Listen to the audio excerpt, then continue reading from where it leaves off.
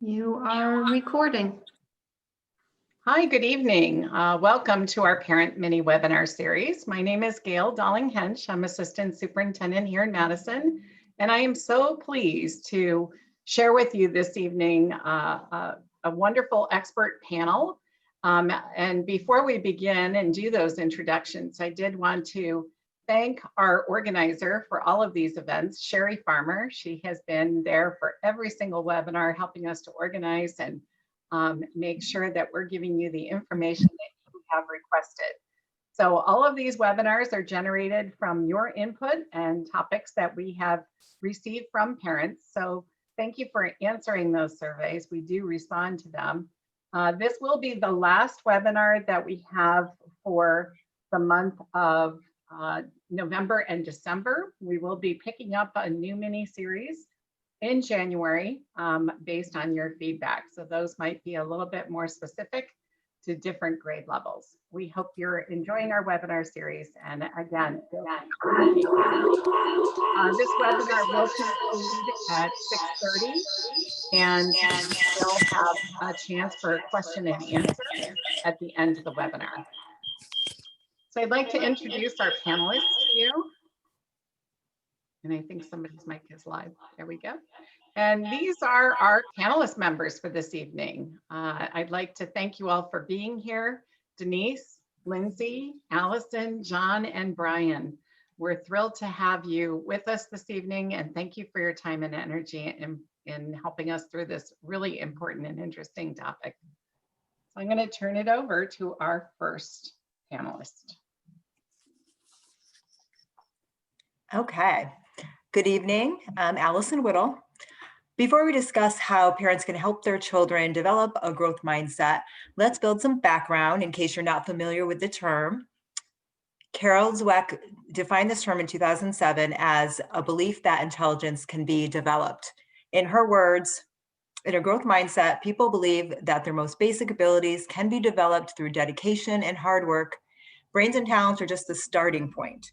This view creates a love of learning and a resilience that is essential for great accomplishment. And that's what we want for our children. So Dweck uses the contrary term fixed mindset to illustrate what a growth mindset might look like. A fixed mindset assumes that our character, intelligence, creative ability are givens, which we can't change in any meaningful way. And that success is the affirmation of that intelligence that we're born with, essentially.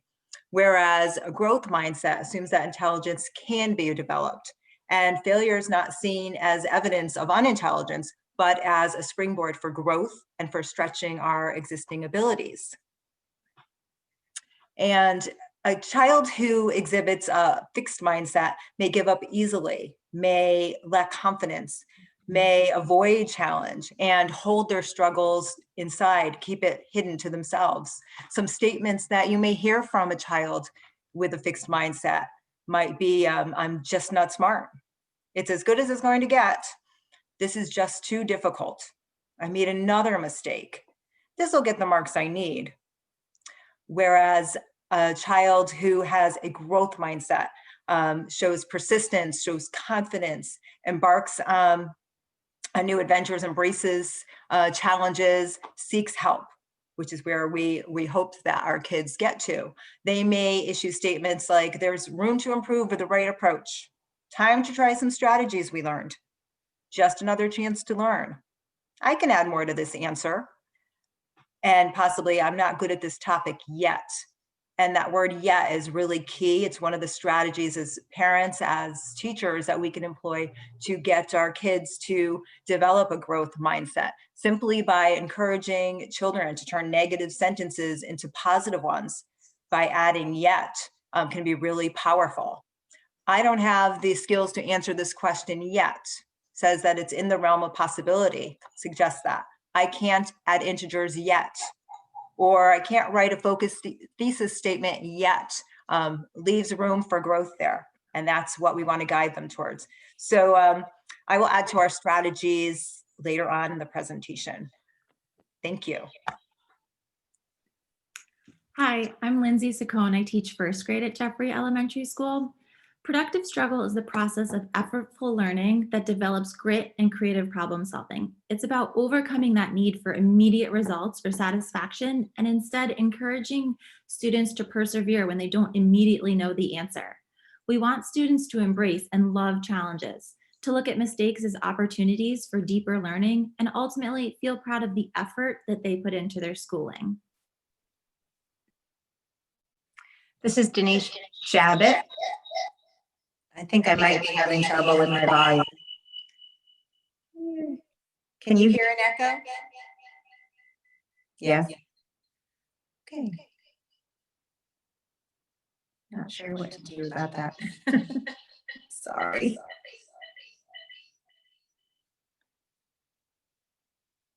What would you like me to do? Denise, I think it might be because you have a cell phone speaker open and also your computer speaker. So you might need to just reduce the volume on your computer and that might take care of it. I apologize.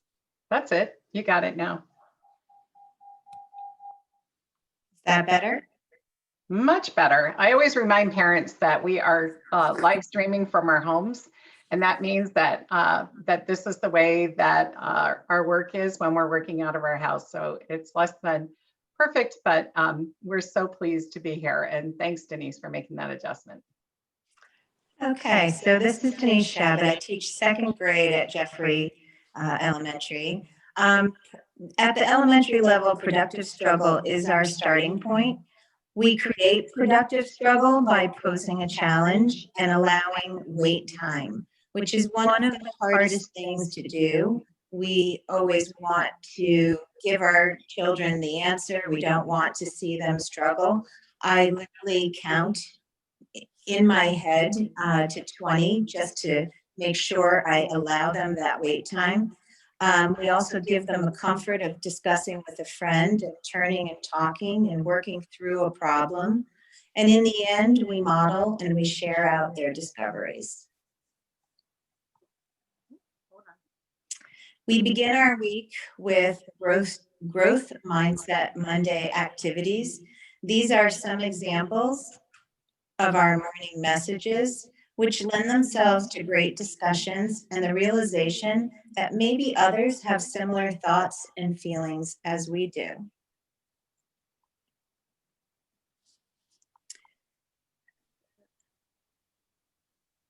I'm going to let Lindsay take over that first part. So in addition to the strategies that Mrs. Shabbat shared, I also try to purposely reframe mistakes as a positive in my classroom. I tell students that mistakes are an opportunity for us. When we can find and fix our mistakes, that is when our brain grows the most. In the first example, you'll see what I call my favorite mistake. When I'm reviewing student work, I look for common errors that students are making, and this becomes my favorite mistake. I use these as teaching points for follow-up lessons. In this particular example, you can see the tally marks that were made, erased, and revised. This work sample was a great opportunity for us to talk about how you have to read and make sense of a story problem before you can attempt to manipulate the numbers.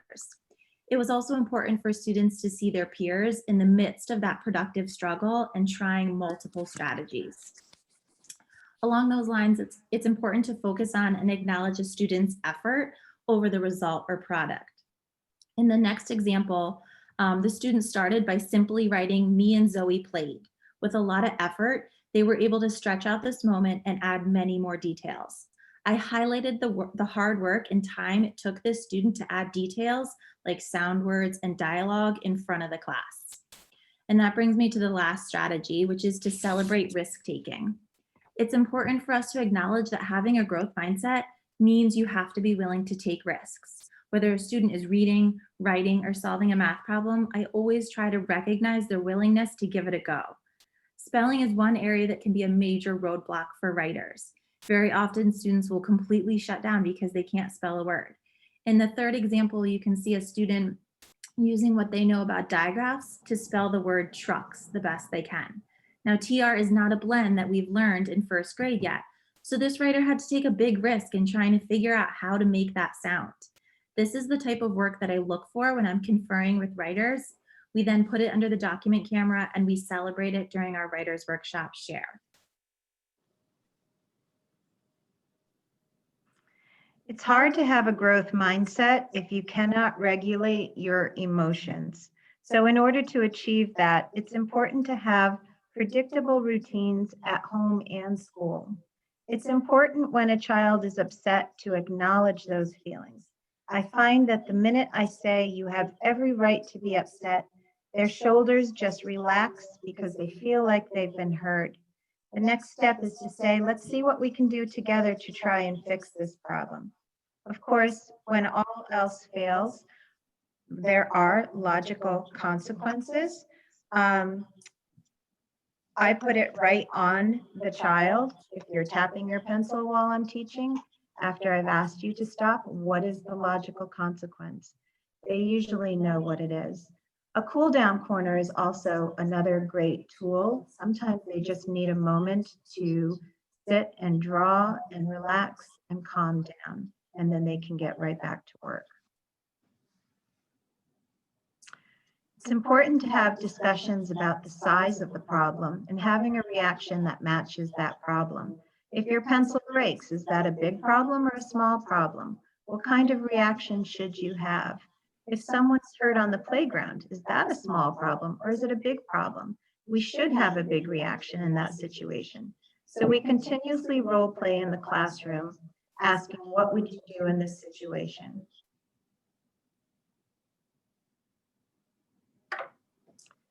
Our classwork, our work has to get good and messy before it can get pretty. As you see in the first picture, we celebrate the process of editing and revising, crossing things out, moving things around, and eventually we can be proud of the finished product. Sometimes the published piece is their messy work because that was the goal. So when you're providing feedback to a child, you want to be specific. Rather than saying something like good job or awesome, you might try something like, I noticed you use a doubles fact to solve that problem. You also want to tell the child exactly what they did well and what they still need to improve on. So you might say, I like how you stretched out that word to include all the sounds you heard. Don't forget to include vowels. And then lastly, you can share what you noticed them doing differently now than before. So you could say, wow, you recognize so many more of our trick words as we were reading today.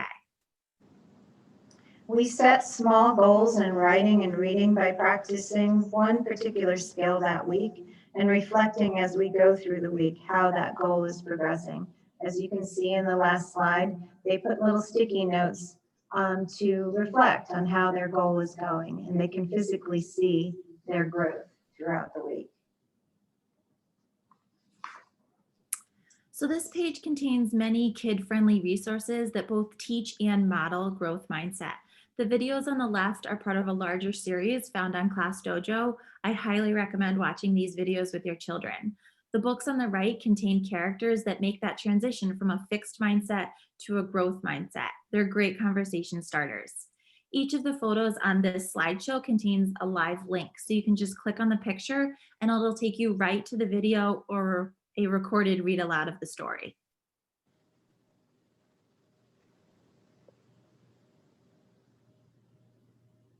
Hi, it's Allison Whittle back again. In the middle school years, students may start to see that classes are getting more challenging. The amount of work increases. They may see a lot of tasks becoming more concrete tasks becoming more abstract as they go along, which can be challenging for them. In turn, they may find that the practices that award them A's and B's in lower grades aren't working anymore, and they struggle a little bit. They realize they're not enough. So instead of getting discouraged, we can help them. And we do try to emphasize in class, the importance of the process, starting with the writing process, but that is hand in hand with reading, with strategies in science and math as well, that the process is really important. So as parents, you can acknowledge the value in planning and trying new strategies. What worked before may not work well now. Celebrating effort, and that's something that teachers always do in giving feedback to the kids. It's not about great job, perfect job, but wow, I see that you worked really hard to get from point A to point B. Also to celebrate the risk taking, because that's very, very hard to do for most people, but it gets a little more challenging in middle school and high school when they become more self-conscious as well. You can help children to set goals for learning that are specific, that are measurable, attainable, and realistic. Sometimes you have to talk them down a little bit from setting these huge goals that may not happen right away, but they can work towards it. Making sure that the goals are time-based as well. Something that we do consistently in language arts classes is that kids set goals at the beginning of the year, and we recheck these goals. We modify them when needed. We celebrate when we've reached some. And after every unit, we reflect on how they're doing, what their strengths and weaknesses were in the unit. Then we take a look at our goals again and reset and say, okay, this is where we need to go from here. We've mastered this, so let's move on. And it really helps the kids to be honest about where they are. And that also helps them to grow if they feel like they don't have to be covering things up. And I know that as parents, you're not going to have them sit and write a reflection piece, but you can have conversations about it. So, looking at your science test, how do you feel that, where do you feel like you could have done better? What is there something you could have done that would award you a little bit more success with that? Or on the contrary, how did you get there? How did you prepare for this test? Those types of conversations can help turn it into a positive conversation. And as I mentioned before, applying the word yet, turning those negative statements into more positive ones by adding that word yet. Thank you. Hi, good evening. My name is John Gage. I'm the band director at Daniel Hand High School. And I just wanted to take a minute and talk about some of the ways that this growth mindset can apply to high school students. Just on the left, we discussed some strategies that high school students can use. As Allison mentioned, in middle school and high school, the work gets harder, the work gets more. There's more work that, especially if you're taking some higher level courses, even if you're not, the workload is usually greater. And we have to help these kids understand that it's not necessary or even practical to be good at every subject. Everyone has their strengths and weaknesses. You might be really good at math and science, but you struggle in social studies in LA. And so we need to help them understand that, you don't have to be straight A's to deem yourself successful. It's okay to be out of your comfort zone and struggling, as long as you make it a productive struggle. Again, the things that were mentioned by Denise and Lindsay at the elementary level apply here as well. The productive struggle is a life skill that we need our high school kids to understand as they go to college, and they have less of a safety net with the parents and the teachers are more hands-off, the professors. So they need to understand how to make it through that struggle and persevere. Again, to piggyback on some earlier comments, we want to emphasize the process over the product. I think this is easier said than done for a lot of the high school kids, students that I have, and I see them struggling. Many of my students take my band class and 5 honors or AP classes the other 5 periods of the day. So the product is important to them, especially if they're aiming for an AP test or a certain, GPA for college. But again, as a life skill, the process is going to be more important at the end of the day, in the next 10, 20, 30 years than the product. So easier said than done, but helping remind them of that. And then just to give themselves a break, and especially in this tough environment, these upperclassmen who are going through the normal stressors of the end of high school and then having to do it in this, hybrid or full or remote environment is constantly changing. A lot of these kind of knowns that they've, been counting on are now unknowns. And so it's just really important to take a deep breath and give yourself a break. And just real quick before I move on to the parents, I can't remember if it was, I think it was Denise who mentioned, saying you have every right to feel that way is, works with my high school students as well. And just, letting them cry or, just emote and talk stuff out. I think that's really important for the parents to help them understand as well. And while I might not have my juniors and seniors go to a cool down corner, I would certainly encourage them to take a walk, or, let's go outside and get a breath of fresh air and just kind of, get out of that mindset, if only for the time being. So then if the parents, having taught high school for a long time, I've, spoken with a lot of parents who've asked for, how can we help our children get through this, and what's your advice? And I think if the biggest thing that I found is if the parent themselves can model growth mindset, share your own struggles, academic or personal. We've been around the block a few times and we have a lot to share. So I think it's important for the students to hear that. I know that my students appreciate hearing things that I struggled with, whether it was, my emotions or math or, something that I was, trying to learn musically. And again, if you can emphasize the process and the journey and not necessarily the academic grade, they put a lot of pressure on themselves. So I think as parents can, lessen that blow by just, again, reminding them of the journey and the life skill, and not necessarily you have to get an A in this. And then finally, just encouraging self-advocacy and maintaining connections with teachers. Again, going toward, whatever the post-high school plan is. You're going to go into the workforce, you're going to college, you have to interact with adults on your own through email or discussions. And even now when we're, as right now high school is fully remote. So the students need to work even harder to maintain that connection, and the parents can remind them of that. So hopefully these strategies will be helpful moving forward.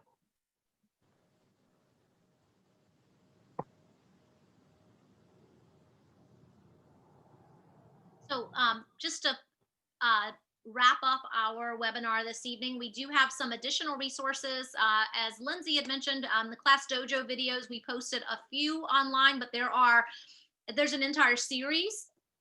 If you're interested, once you watch those 3, there's a link here.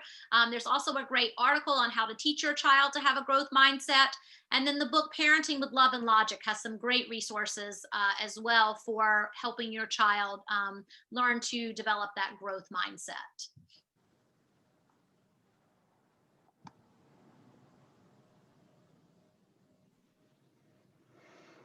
I want to thank our panelists for their time this evening and their expertise. I certainly always learn a lot when I see these webinars, so I appreciate everything. And I also appreciate all of the resources that you added to this webinar. I do want to open up at this time to our attendees. If you have a question that you would like to ask to any of the panelists or about any of the content, just feel free to pop it in the Q&A. And we'd be happy to answer any questions at this time.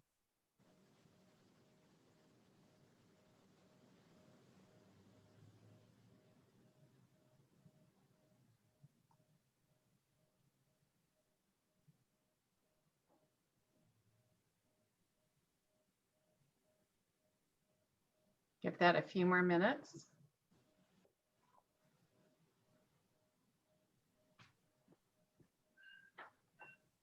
I do want to repeat what Sherry said. We will have this webinar posted on our website. You will be able to access it and listen to whatever components might be most pertinent to you or ones that you want to visit.